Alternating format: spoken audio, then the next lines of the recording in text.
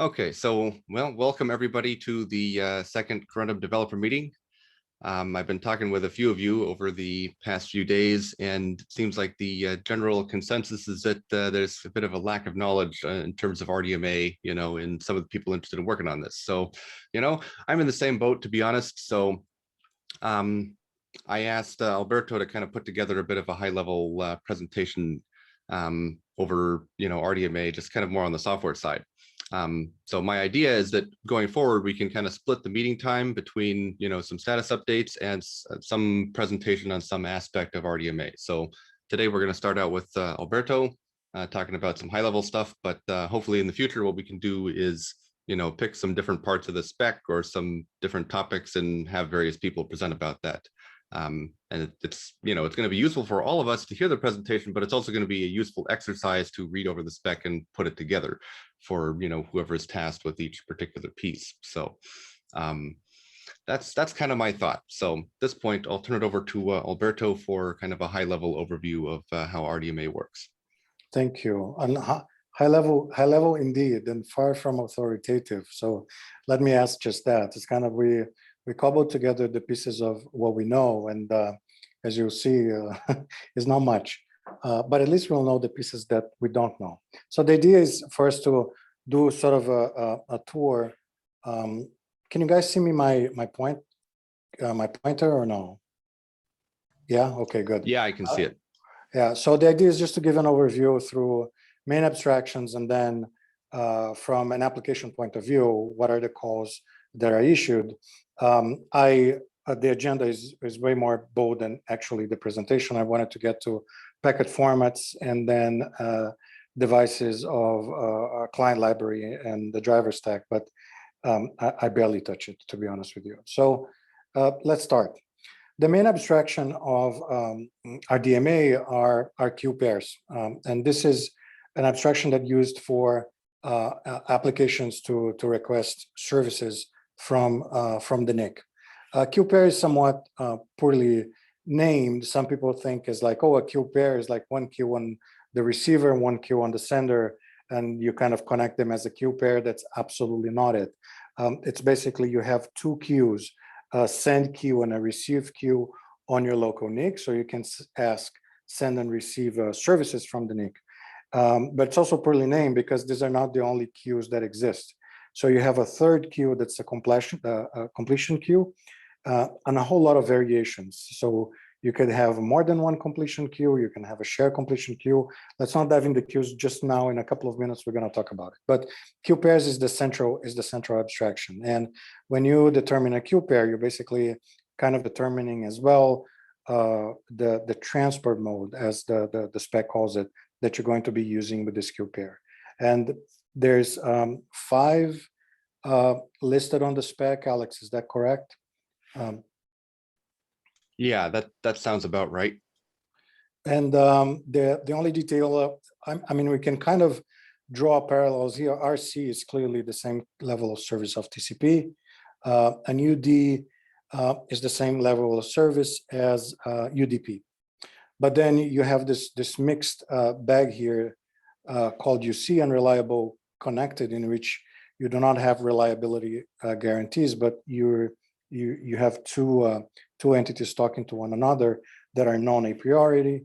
And then you have this RD, reliable datagram here that, as far as I can tell, well, I was going to say no one implements, but I don't know anything beyond Mellanox anyway. So Mellanox does not implement, and it's not in one card. It does not implement it, period, across the board. There is a number of inefficiencies in RC. So there are a few attempts at having, for instance, one machine talks to several other machines, and we're going to see a few abstractions here to do this, but a way of many-to-one connections to be less burdensome. And my understanding of XRC is that this is one of the attempts. We talked about this in the last meeting. I'm not even sure XRC is the one that caught. There is another one called XDT, if I'm not mistaken. But apparently this is not on the spec. This is something that belongs to Mellanox at this juncture. Anyway, the point here is that the main abstraction that an application uses is a queue pair, and when you create a queue pair, you have to define a transport mode. So this is a little bit of in high level what the queues, what an application uses the queue for. You have a they call it consumer application here. If you want a certain work request, and in here the picture is not even making a difference between send or receive queues, but imagining that these are send queues. Every time you want to send something, you're going to put an entry on the work queue called WQE, WQE, and we're going to talk about this in a second. And the hardware is going to pick it up. The hardware is going to execute whatever this the work request is, and then put a completion entry on the completion queue. And if the consumer wants to be notified about this queue, it will be doing polling or monitoring it through events. But this is the general flavor of it. Guys, this is really high level. Interrupt me anytime if you wanna point to something or discuss something else. So what's the basic mechanics in terms of APIs? On the sender side, you actually have to post a send against the QP, and this determines the operation with the operation type, and then pointing to the data that you want that operation to be on. This example here, I'm talking about two specific operations, which are send or send with immediate. On the receiver side, for you to receive this data, you basically have to post a receive with a completion queue. And what the receive is pointing here is to the area that the data should go. So when the NIC on the sender side picks up this work request, Well, it's quick going to— question. On the receiver side, you're going to post the receive to a receive queue, right? On a queue Correct. pair? Yes. So not a completion queue. Okay. Oh my God, yeah. I got this all wrong. There's just stuff all over the place. Yeah, correct. You post against a receive against a queue pair. And Either receive queue or a shared receive queue, just any receive queue, I think, right? I think you. So there are two APIs. If you want to post against a shared receive queue, there's an API for that. It's IBV Okay. post shared receive.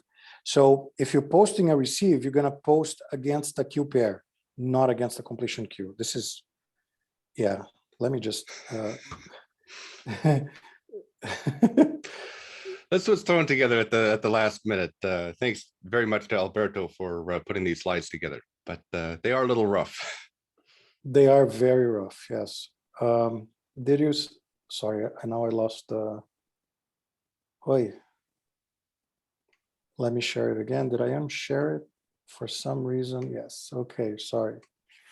Okay, so post receive or post shared receive, and you will pick it up on the other side. But the point here is that this is what's called, when you use this combination of APIs, this is what's called a two-sided RDMA, in that you're involving the sender and the receiver in the operation. Details here: receive must be posted before the send. Otherwise, if the receiver NIC receives data that it doesn't know where to put, it basically drops the data. Right, so there's a little bit of synchronization in here. The completion occurs on both sides. The notification of when an operation was issued or performed.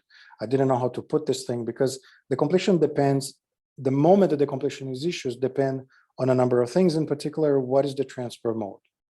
So for instance, if you are posting a send and you are on reliable connected mode, then you're only going to get a completion of your post send when the data actually hit the peer NIC.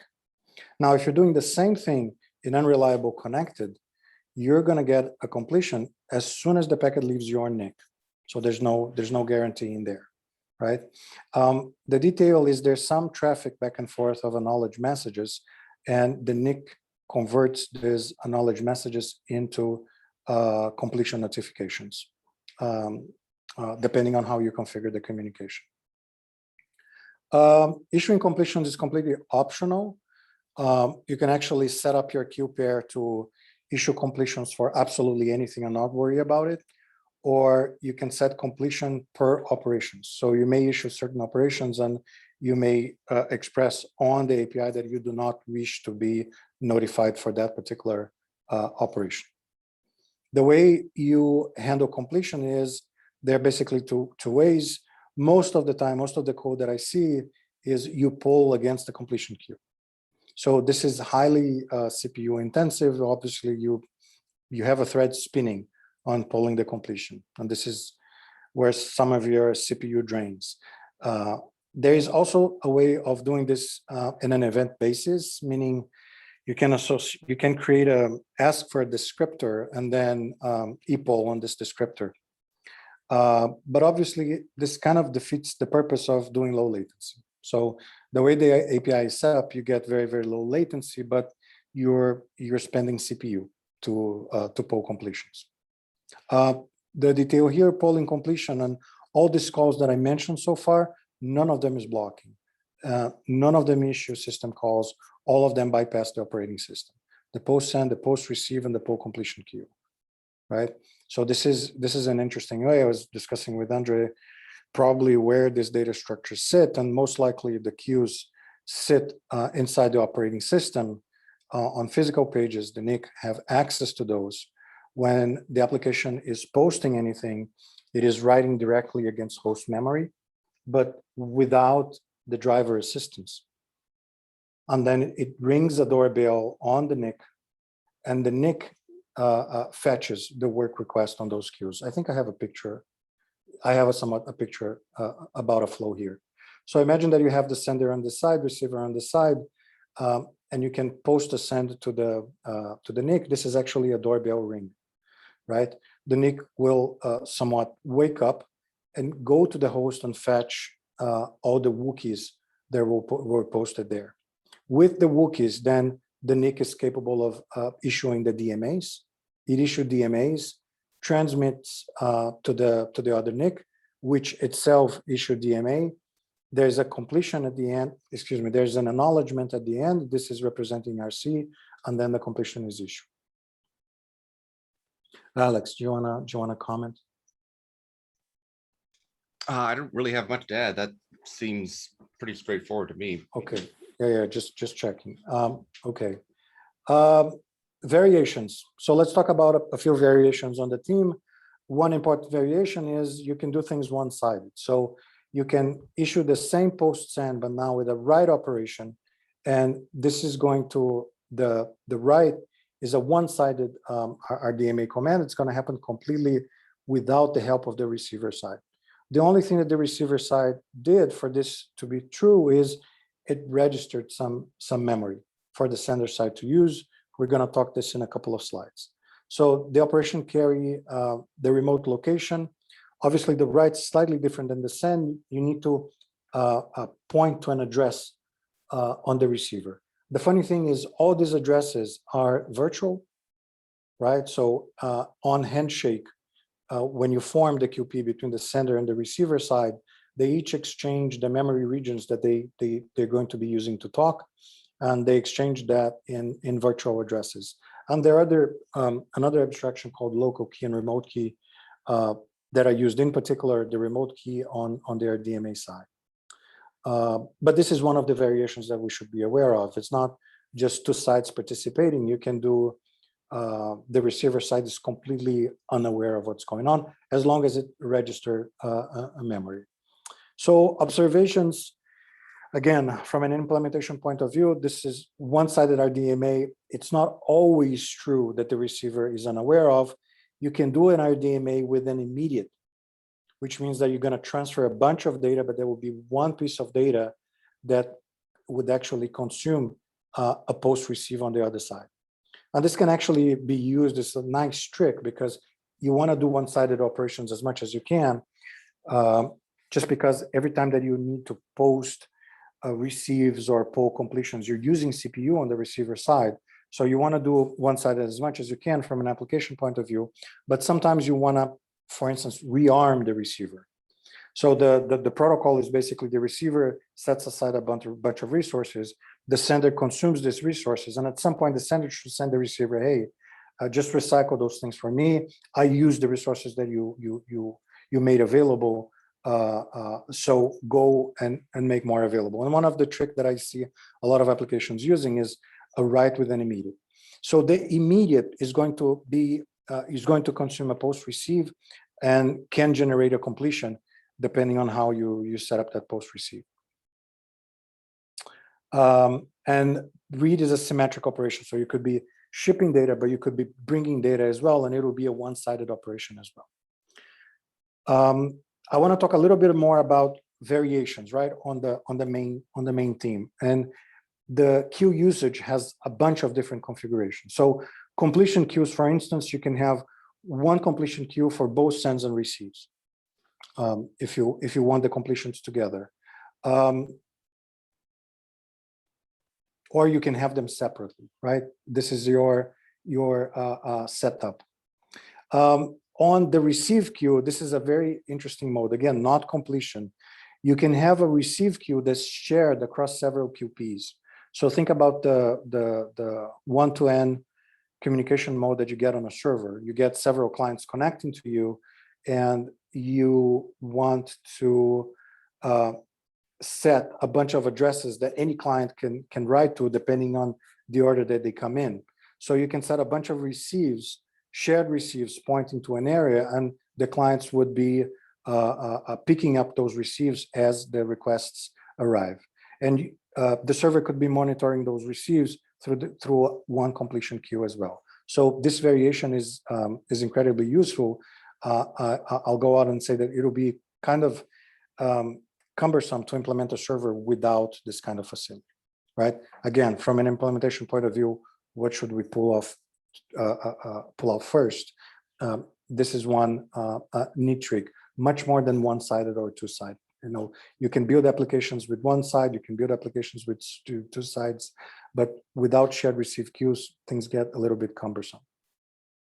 Anyway, so we talk about queues a lot. I wanted to talk a little bit about what the memory abstractions are, because these are play an important role on the API as well.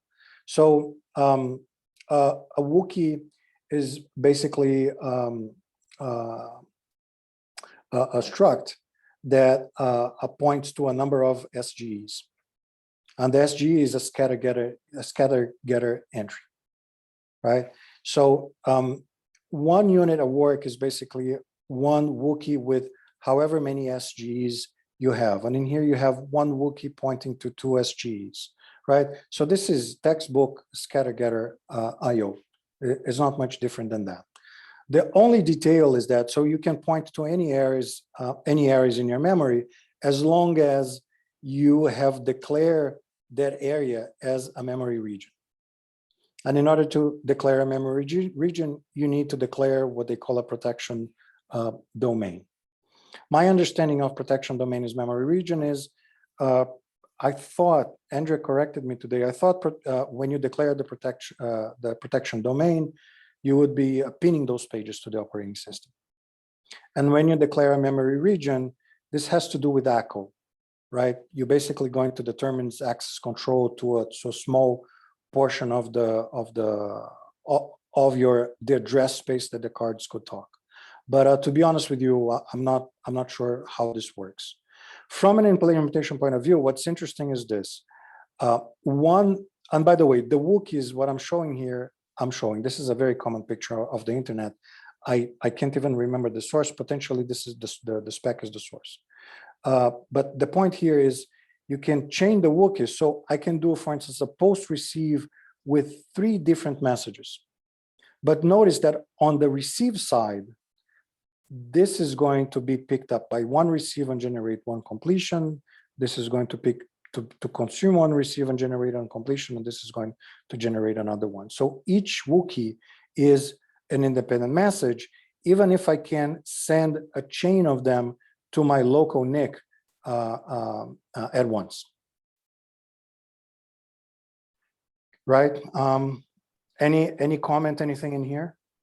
Right. So I think a couple of things. The first one is my understanding of the protection domain is that it's kind of a container. So the protection domain itself is not associated with any addresses, but you'll associate the queue pairs with the protection domain, and then you'll associate memory regions with the protection domain.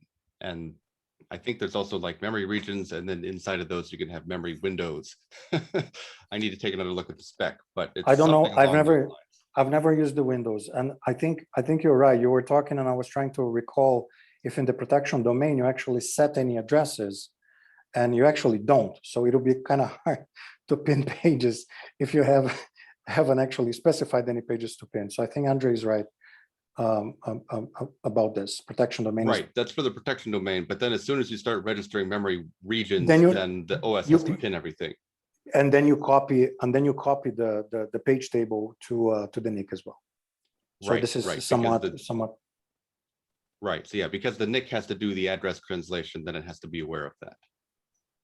You can't. That's the main point. You're going to have to remember that during after the setup,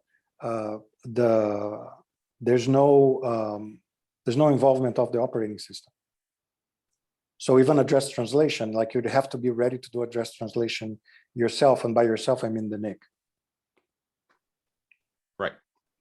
There's a question from Jihoon Kong in the chat.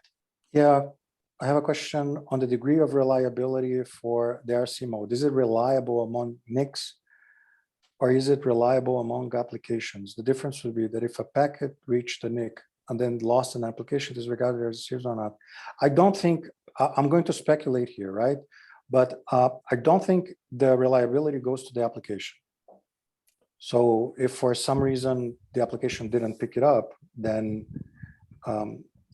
I think the reliability is between NICs. So once the NIC on one side receives it, it will issue an ACK. And then the sending NIC will understand that it won't be required to retransmission that data.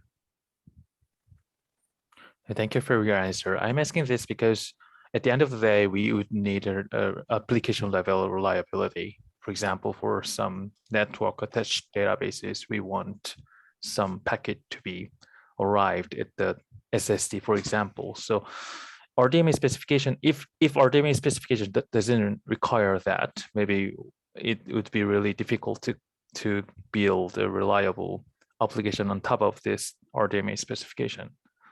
So what do you think of how, so do you have any idea how to build such a reliable application on top of those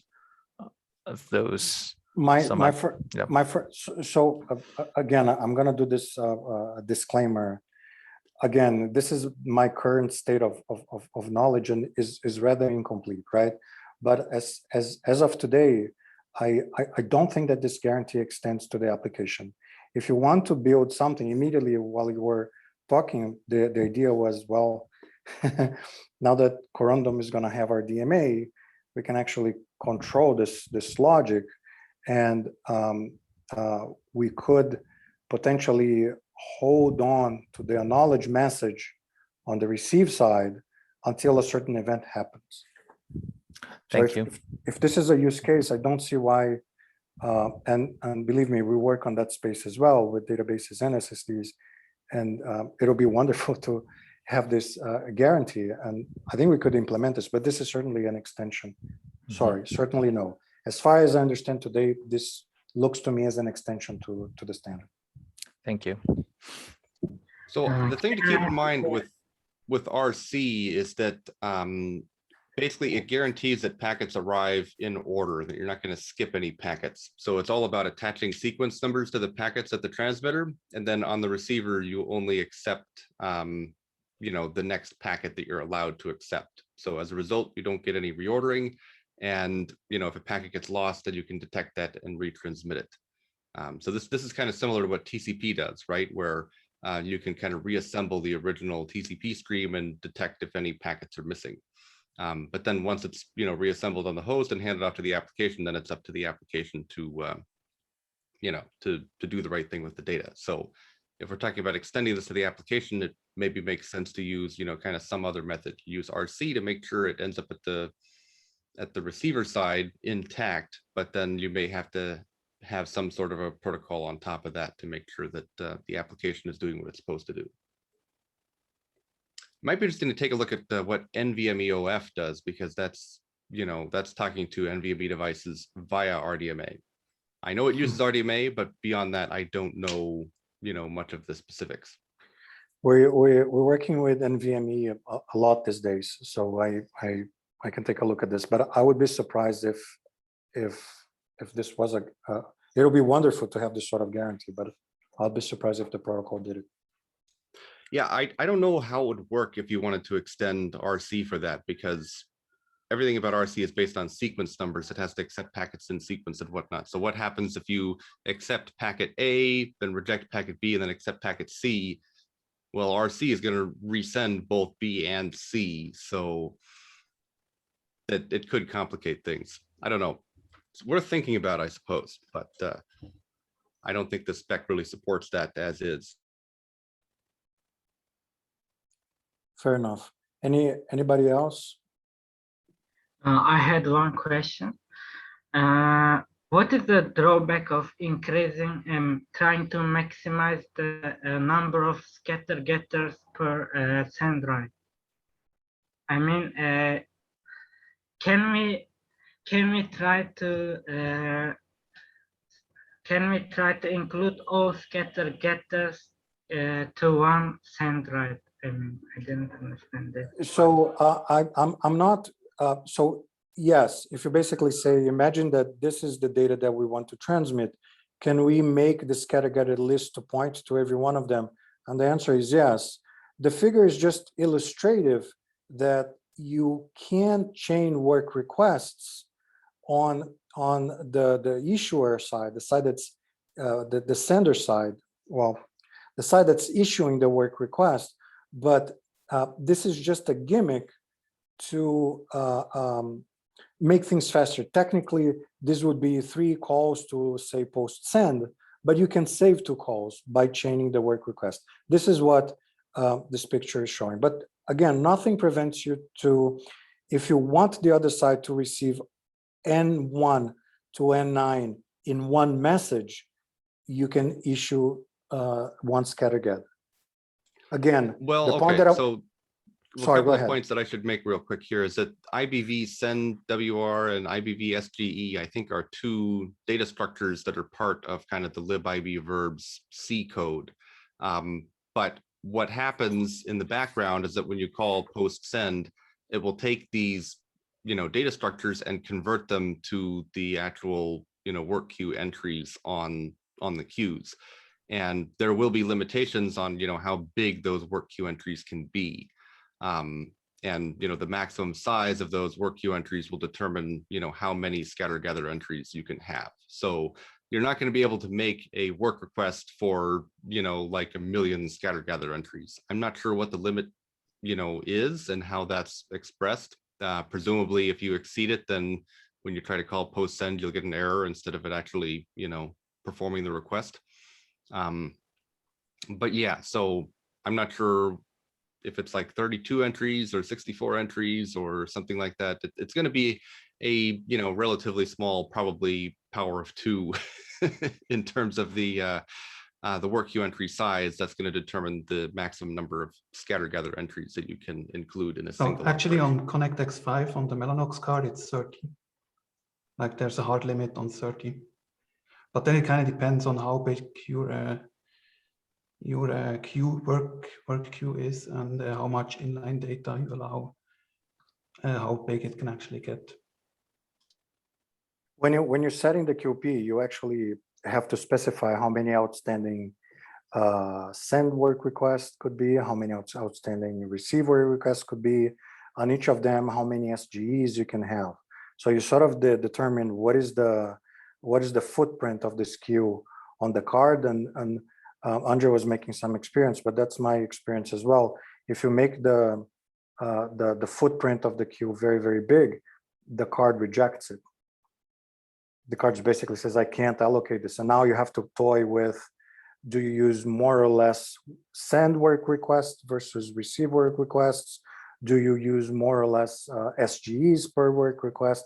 So there are 4 parameters that control the queue pair footprint. But again, to a certain extent, yes, if you're not sending 1 million SGEs, then you'd be fine. But I think, Andre, what was the limit you got into? You got into 4,000, was that it? Yeah, for the number of entries, yeah. For one wiki with 4,000 SGEs. And then the No, component. 4,000 chained work requests. And each one had like 5 SGEs. And the card, you can query the card for these limits, and for the number of SGEs, the absolute maximum is 30. So you cannot set it higher than 30.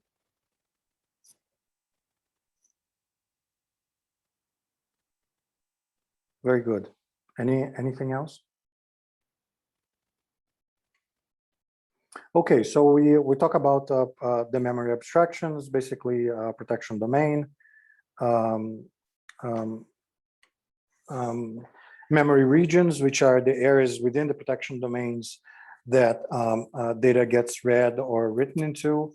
I fixed this on the talk, like pinning, these pages are pinned by the OS, and they serve a little bit as echo control as well. There's a couple of attack papers on RDMA that actually are very interesting because they talk about internal mechanics. I added one of them to the list of references at the end, but it basically says that memory regions could be used for access control. You set up those things with create a protection domain, register memory region calls. They both go through the OS. So it's recommended that you set them up before you actually start doing post sends and post receives, but it's not mandatory. You can register a memory region on the fly after a queue pair is created and connected with a peer, and then you can send or receive data into that memory region if you have if you are not under strict timing conditions. Putting it all together, this is an interesting, I borrowed a picture from a master thesis doing RDMA over NTB. Alex, this is the one I was talking about, and there's a nice picture of, how this abstractions look like. So you have protection domains, queue pairs, and memory regions. The wikis point, you have the send queue and receive queue under a queue pair. You have work requests pointing to different memory regions, right? And then you have completion queues that, can be shared across sender requests. You have completion queues that could be shared across many queue pairs again. And then I think in here, it doesn't show the shared receive, but there's all sorts of configurations for the queue pairs and completion queues as well. Queue pair is set up with the create QP call.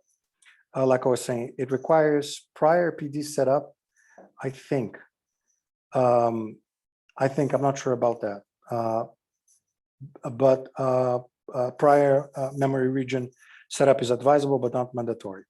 And the queue pair is held or cached on the NIC. This is what we were discussing. If you get a queue pair with a large enough footprint, the NIC's going to say no.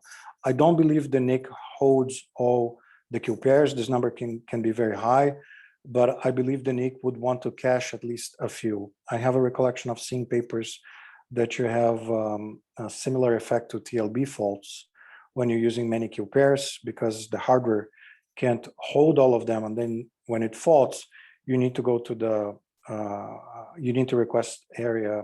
You need to go to the operating system, to the memory under the driver in the operating system to pick up the queue pair information that you couldn't hold on the queues. And like we were discussing, if the queue pair is large, the creation may fail. Okay, so this one I borrow from a different presentation. To be honest with you, this is an area I haven't thought much about, but when you connect to queue pairs, basically each side of the connection generate two keys, L key and R key. These are important entities. They appear in the wire protocol. So the L key is used to access data locally, and the R key is given to your peer. So if your peer wants to access your memory, it's going to refer to the address that it wants to access, but it's also going to send an R key into that address. And I don't know exactly why. My suspicion is for some authorization purpose, but like I said, there are papers that shows attack that, you know. As far as I'm aware, that there's two reasons that you need the R key. One of them is for basic kind of authorization control. If you don't have the R key, then you can't access the memory. But the other thing is that because they're using virtual addresses, you could have aliasing, right? Two different applications could have the same buffer at the same virtual address, but they're actually two different buffers. So you use the R key to differentiate, which virtual address space you're talking about. Fair enough. The interesting thing is a lot of implementations like the L key and R key are the same. So by the way, the attack paper that I mentioned says that because R key appears on the clear, so if you can sniff the network, you can lift the R key that you would use to read a memory from a given host. Yeah, so this is from an interesting presentation that I cited at the end as well, about data structures inside the NIC. So the NIC has a hash table with those keys, and for each of the keys, it stores a bunch of information, including the page table entries for that memory with the access rights. All right, what else? So this is getting thinner and thinner. I'm getting to the end of it. I wanted to talk a little bit about, what happens in the wire once we issue those calls in the API. I really didn't get to it, but in general, the packet has 3 different headers: routing, transport, and an RDMA. The routing is going to change depending if we're using ROCE v1 or ROCE v2.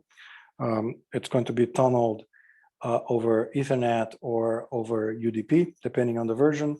The transport header has a QPR number and the packet sequence number, and RDMA, all the information for when you're issuing, my understanding is one-sided operations.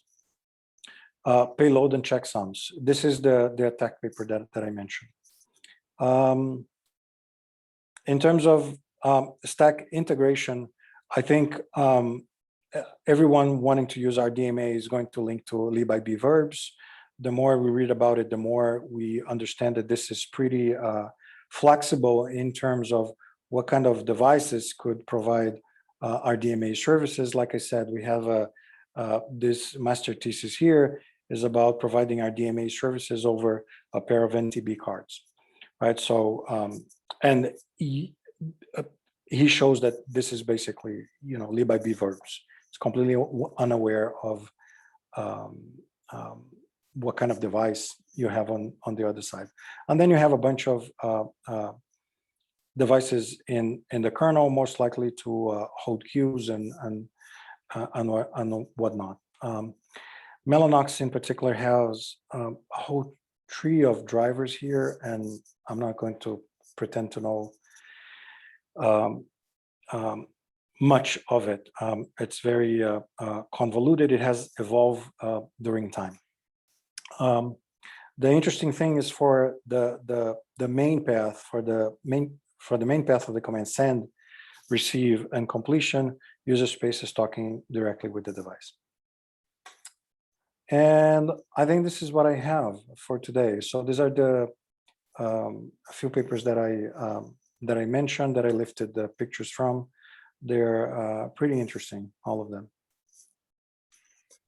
So if we go back to that previous slide for a second, basically everything in green is what we're going to have to build. So libIB verbs, we're not going to have to build that because that already exists kind of as a standard library, but there's kind of a card specific, component that sits alongside libIB verbs that we're going to have to write. And then the kernel driver, we already kind of have that, but we'll have to add RDMA support to that. And then obviously we have to add support to the hardware itself. So basically everything in green in that figure, just for reference. That's my understanding anyway. Maybe missing some stuff, but Do you think we can reuse IB core? So I don't know much on the kernel module side about exactly what's going on with the kernel modules other than the actual device driver. So probably, but we'll have to take a look at exactly what that does. I mean, we're definitely gonna have to read over what's going on inside of libib verbs and these various kernel modules. But I think for the most part, all the stuff in blue comes from, you know, the Mellanox OFED or whatever software package.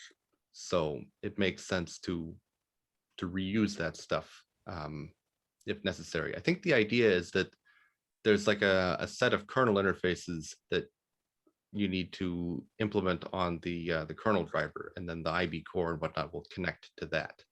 And then through this character device, I guess, connect to libib verbs at the user space level.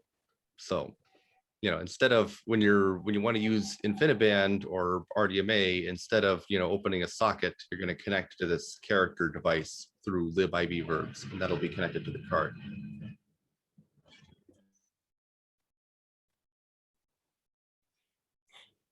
Anyway, are there any other questions for Alberto?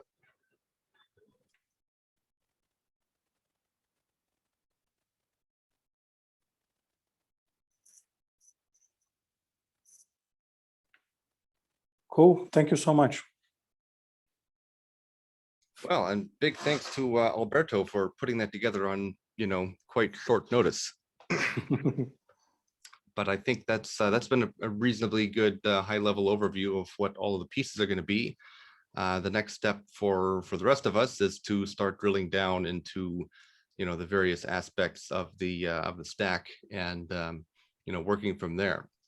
So now with the presentation part out of the way, I guess normally what we would do is, you know, go over status of what people have been working on and whatnot. But since I don't think we've really tasked anybody with working on anything in particular, I guess maybe what it makes more sense to do is kind of talk about how we might divide up some of the functionality that needs to be implemented. So there's a couple of main pieces that that I've kind of determined are, you know, more or less blocks that can be worked on separately. There's like the RDMA packet processing, there's all the Q-pair state management, it includes all the connection state and whatnot. And then there's the protection domain implementation that does all the address translation and whatnot. So I'm thinking what might make the most sense is perhaps to try to put together some smaller groups and then, you know, task each group with working on, you know, one of these particular features. And then, you know, everybody in that group can then become experts by reading over the spec and whatnot in terms of what needs to be done for each one of those components. What do you guys, does that sound like a sensible path forward? And then I think at this point, there's probably not all that much we can do on the software side because the software kind of needs something to talk to. So until we have some semblance of functionality on the hardware side, I don't think we're going to be able to, you know, take too many steps towards, you know, writing device drivers and, you know, writing libib verbs, extensions and things like that. So how does that sound? Okay. Sounds like a good approach. Okay. All right. It looks like we don't have all that many people on the call right now. So what I'll probably do is summarize that in an email, and we'll send it around and see, you know, kind of what people want to work on. I guess there was one thing that I tasked somebody with working with. In order to actually, you know, build all of this and test it, we're going to need kind of some ability to simulate, you know, RDMA connections and Q pairs and whatnot in, you know, kind of in the simulation environment. So I'd asked Tao Wang to take a look at extending Scapy to support, you know, handling RDMA packets. So I don't know if Tao wants to say anything about the current status of that. Yeah, I think Listening? that's a, Okay. yes. So I think I just put some effort to look into the original, like, you said raw key and the version 1 and in the Scapy and repo, and then I extend it based on the I think it's called IBTA specification, but I don't know how to test that. And I think we will look into a way to test that Scapy code, whether it follows the RDMA protocol. Yeah. Right. So I think there's a couple of things that we need to do. Kind of the level 0 test is just to, have Scapy test itself, right? You generate some RDMA packets in Scapy, convert them to bytes, and then have Scapy parse them again and see if you get back out what you put in. So if that doesn't work, then it's definitely not going to work. The second thing is to actually make sure that the packet format is correct. And probably the simplest thing to do for that is to try to get like a PCAP capture or something of RDMA traffic. I guess the thing that complicates that a little bit is RDMA is handled by the NIC, so you can't just, run Wireshark and get a capture. You actually can. Probably have to capture from a switch. No, we you can. We do this all the time. Yeah. Okay. The OFED, no, it was kind of hard. The OFED has some sort of weird setting that's almost as if you put the card on the sniffing mode, and then you pick it up. We have documented.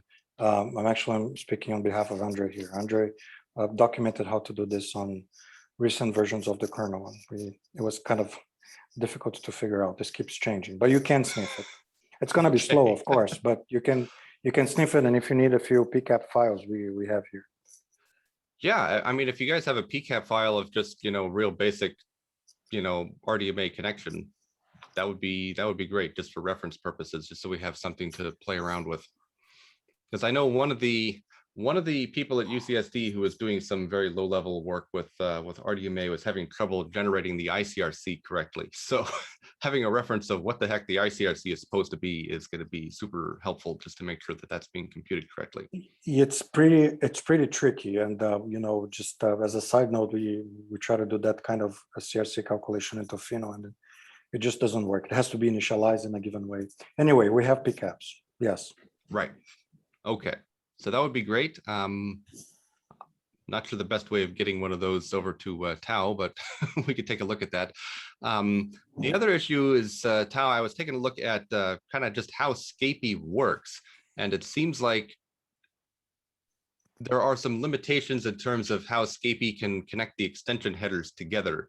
So it almost seems like the way that, the original Rocky V1 support was implemented is maybe not, a complete implementation. It's not really totally ideal with the way that Scapy works, because basically you can attach. Scapy is used for, or it's set up for protocols like IP and UDP and whatnot, where the outer header has like a protocol ID or something that tells you what the inner header is, and so on and so forth. So that works fine until you get to the IB BTH, where you have like up to 5 extension headers that you have to add based on a single opcode value in the BTH. And I don't know in Scapy how you can bind, multiple headers based on the opcode value. It seems like you can only bind one, and if you bind another one at the same opcode, it replaces the first one. So that doesn't work. So I think maybe instead of using all of these extension headers as separate headers, may not actually work correctly in Scapy. So what we may need to do is, well, we need to do something else, I think. But what that is, I'm not quite sure. I think the best option that I was able to think up is just to roll all of those extension header fields into the BTH itself and use conditional fields, because Scapy apparently supports that. You can kind of wrap a field in a conditional field thing, and then it will either be parsed or not based on whether the condition is true. And then you can set all the conditions based on the opcode, right? So if the opcode requires a particular set of fields, then you turn those fields on, and then hopefully Scapy would do the rest. So that seems like it might be a good option there. And then you can keep most of the code. Then that should allow you to use most of Scapy without having to like make modifications to Scapy itself. And then I guess the other issue with Scapy is the handling of the payload, because with RDMA the payload is always a multiple of 32 bits, And the CRC at the end, the ICRC is always sits at a multiple of 4 bytes. So somewhere you have to add padding between 0 to 3 bytes, and then the number of padding bytes is reflected in the BTH. So I'm not sure if that was implemented in that kind of original Rocky V1 code. We should definitely take a look at that and make sure that works correctly. Does that make sense, Tao? Yeah. Okay. So I guess we should take a look and see if we can get the Scapy version of RDMA working, because if we have that working, then I guess the next step is to put together some higher level code that, you know, kind of simulates what you know, the RC and whatever what the transport protocols are doing in terms of creating RDMA packets and whatnot. But that's a little bit down the road. But yeah, once we have all that working, then we'd actually be able to test the hardware and make sure it's, you know, doing something sensible.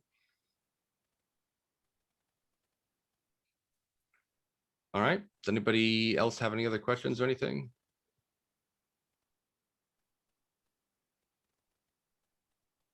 All right. Well, I think that about rounds out everything that I was planning on covering today. I'll go ahead and action items for me at least are to send around a summary email to everybody in terms of, you know, working on some of these subsystems. And then as far as my action items for, you know, the actual coding are concerned, I'm going to be working on kind of the phase 1 features I talked about previously, you know, kind of all the underpinning stuff for RDMA, the variable length descriptors and the you know, unified address space and all of that stuff, and the shared interface data paths and whatnot. Once that's working, then we can build the RDMA functionality on top of that. But we can work on the RDMA stuff in parallel, because we have to get all those pieces working in simulation before we're going to be able to put the whole thing together. All right. Well, if that, oh, I guess the other thing we have to figure out at some point is, you know, who's going to present and on what for 2 weeks from now. I'll include that in my summary email, I suppose. Probably what we can do is have, at least to start, you know, one person from each group talk about, you know, what they have to build, you know, in terms of, you know, what part of the spec it represents, and, you know, just kind of a brief summary of the important points, if that makes sense. All right. Well, that's about everything I wanted to talk about. Anybody else have any other comments or questions or concerns or musings or anything? Nope. All right, sounds good. Well, I guess I will go ahead and close this thing out, and we'll see you guys next time. Thanks you, for the everyone. presentation, Alberto. Thank you. Take care. Thanks. Right.